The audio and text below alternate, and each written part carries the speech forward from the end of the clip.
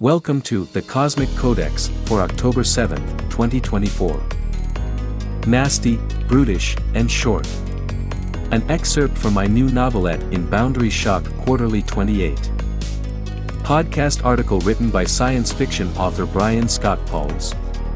AI voiceover created using MicMonster. As we have learned more about the difficulties of interstellar travel, writing believable stories set around other suns has become more challenging. This problem is a key part of the background in my new novelette, Nasty, Brutish, and Short, now appearing in Boundary Shock Quarterly 28, SF Horror, just in time for Halloween.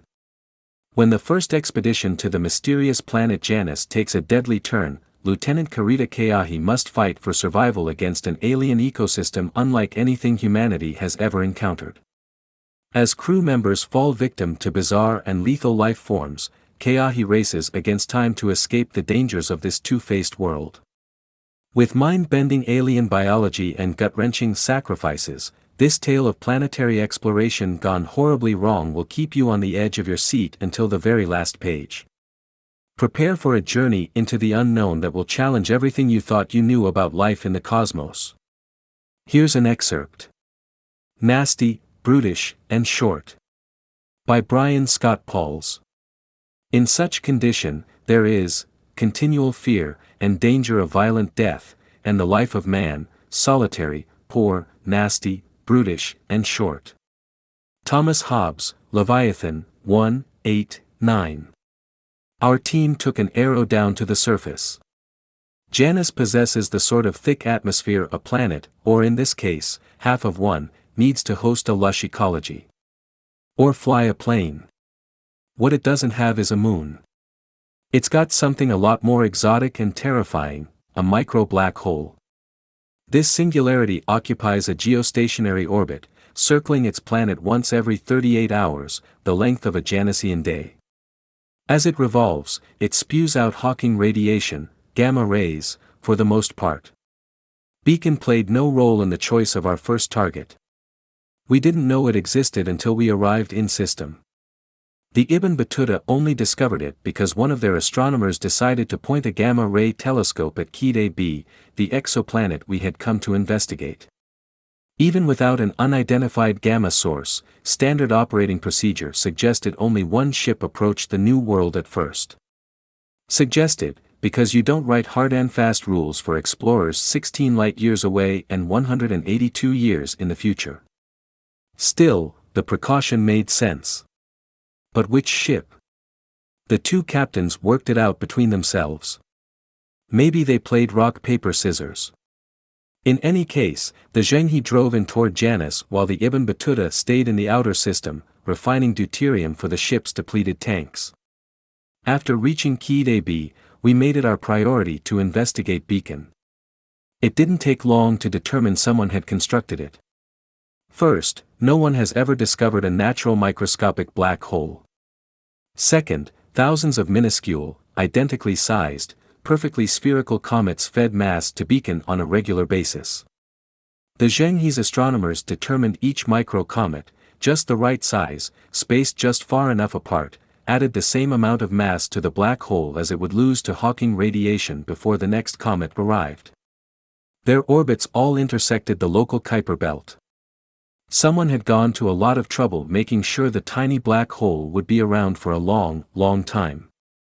Our physicists' best guess as to the purpose of Beacon saw it as a power generator, an elaborate machine for converting ice from the fringes of the Keahi system into high-energy gamma rays for the Janusians.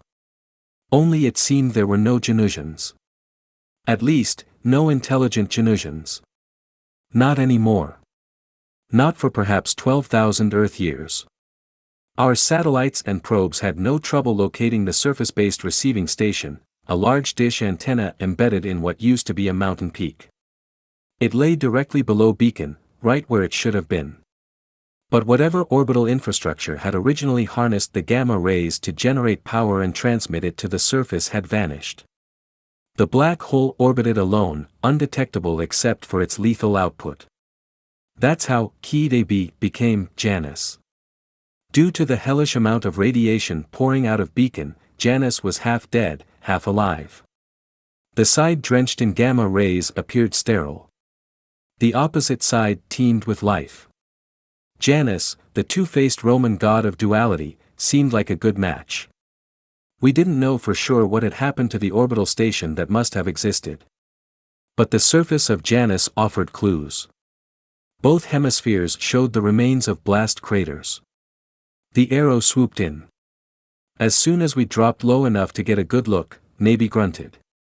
"Looks like the bio team was right, Martin. The place is a jungle." "Jungle is too plant-centric," replied the astrobiologist. "Those almost certainly aren't plants, even if they do use photosynthesis. They probably don't fit into any of our kingdoms of life.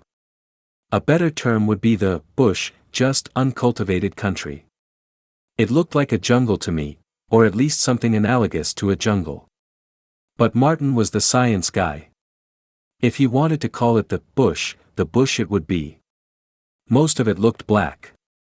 With the exceptions of a few clearings and exposed hilltops, ebon organisms covered the ground, reaching upward to absorb what they could of Keahi's dim, orange light. Here and there, I saw splashes of other colors.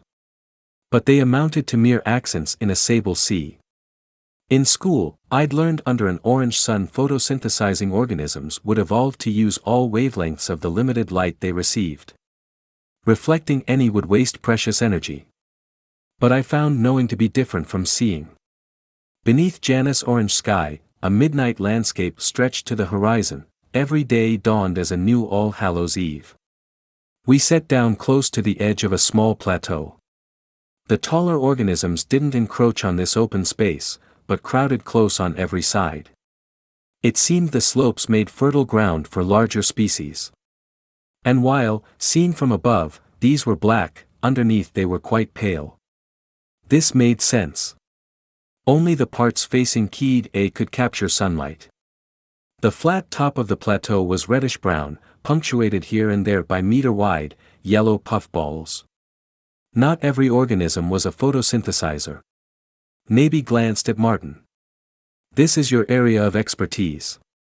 The biologist had already unstrapped, a breach of protocol, but Navy didn't make an issue of it. Martin represented the closest we had to an expert in this environment. Under the circumstances, our commander seemed comfortable with his overenthusiasm. "Unstrap," he told the rest of us. "And seal up." If you've enjoyed this excerpt from Nasty, Brutish, and Short, you can read the entire story in Boundary Shock Quarterly 28, SF Horror, available at Amazon and other online booksellers. Please share your thoughts about this article by commenting online at thecosmiccodex.com. You can also find source links in the online text. Don't miss an article. Subscribe today to the Cosmic Codex email newsletter at thecosmiccodex.com. Thank you for listening.